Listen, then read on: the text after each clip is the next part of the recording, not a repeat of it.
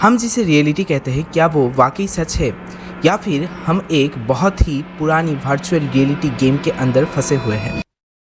एक बच्चा पैदा होता है, उसी सेकंड पर उसकी कुंडली बन जाती है। लेकिन सबसे बड़ा सवाल यह है, क्या उसने कुंडली को चूज किया या कुंडली ने उसको चूज किया, या फिर दोनों ही एक बहुत बड़े कॉस्मिक गेम का हिस्सा है जिसे हम समझ नहीं पा रहे हैं। हमारे प्राचीन ऋषियों ने ज्योतिष को द साइंस ऑफ लाइट कहा था और आज की मॉडर्न फिजिक्स भी मानता है कि लाइट सिर्फ रोशनी नहीं बल्कि इंफॉर्मेशन कैरी करती है।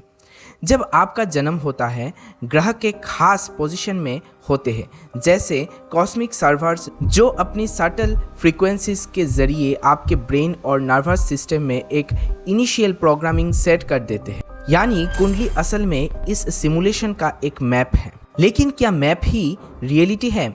सोचो, रात के 2 बजे एक एस्ट्रोलॉजर्स कहते हैं इस इंसान की लाइफ में स्ट्रगल लिखा है और कुछ सालों बाद वही इंसान सच में स्ट्रगल करता है। अब सवाल यह है, प्रेडिक्शन सच हुई या बिलीफ ने उसकी रियलिटी क्रिएट की? साइंस कहता है ब्रेन एक प्रेडिक्टिव मशीन है। जो आप बिलीव करते हो वही धीरे धीरे आपकी दुनिया बन जाता है।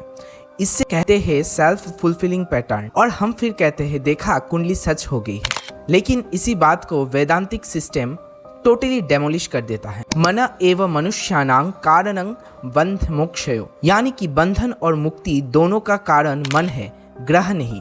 और अगर इसको और गहरा सोचेंगे तो मान लो ये दुनिया एक सिमुलेशन है, बॉडी एक अवतार है, कुंडली एक डाटा चार्ट है, आपकी जिंदगी के समय एक प्रोग्राम फ्लो है। आप सिर्फ कैरेक्टर नहीं हो, आप उस गेम के प्लेयर भी नहीं बल्कि वो कॉन्शियसनेस हो जो पूरे सिस्टम को ऑब्जर्व कर रहा है।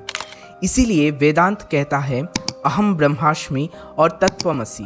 तुम किसी सिस्टम के स्लेव नहीं हो, तुम ही सिस्टम का मूल कोड हो। अभी प्रश्न आता है, क्या एस्ट्रोलॉजी गलत है? आंसर होगा नहीं, एस्ट्रोलॉजी गलत नहीं, लेकिन वो फाइनल भी नहीं है, क्योंकि कुंडली सिर्फ प्रोबेबिलिटी बताती है जबकि कॉन्शियसनेस प्रोबेबिलिटी क्रिएट करती है। कठोपनिषद कहता है शरीर एक रथ है, इंद्रिय उसके घोड़े हैं और ज्योतिष वो रास्तों का मैप देता है जहां वो रथ चलेंगे। लेकिन तुम रथ नहीं हो, तुम उस रथ के मालिक हो। और जरा अपनी लाइफ याद करो, कितनी बार सिचुएशन सेम थी लेकिन तुम्हारी सोच बदली और रिजल्ट बदल गया। क्या ग्रह बदले थे या तुम बदले थे? इसीलिए असली सवाल ये नहीं है कि तुम्हारा फ्यूचर क्या है, बल्कि ये है कि तुम कौन हो। क्योंकि जब ये समझ आ जाता है कि हम लोग रथ नहीं है, हम लोग रथ के चालक हैं, तब हमारे डेस्टिनी के कंट्रोल हम लोगों के पास आ जाता है। क्या तुम अभी भी सुख और दुख के इस गेम के हिस्से में अपने आप को देख पाते हो? तब अवश्य तुम लोगों को प्रॉपर गाइडेंस की ज़रूरत है। वेदास्त्रो लगभग 100 साल से इसी चीज़ को प्रमोट कर रहा है एंड एस्ट्रोलॉजी को एक नए दिशा में ले जा रहा है।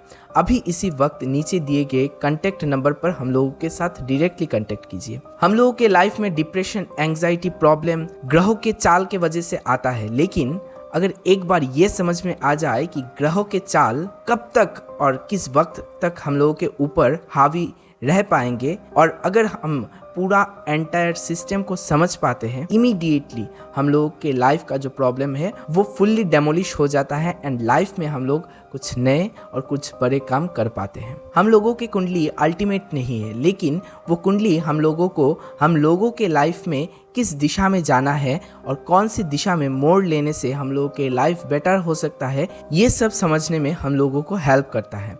इसीलिए ज्योतिष को कॉन्शियसली अपने जिंदगी में धारण करना बहुत जरूरी है। वीडियो के अंत तक अगर आप रह चुके हैं तब वीडियो को अवश्य लाइक एंड अपना वैल्यूएबल कमेंट देना मत भूलिएगा और अवश्य चैनल को सब्सक्राइब कर लेना, क्योंकि इसी टाइप के वैदिक नॉलेज लेके मैं हमेशा इस चैनल से आता रहता हूँ।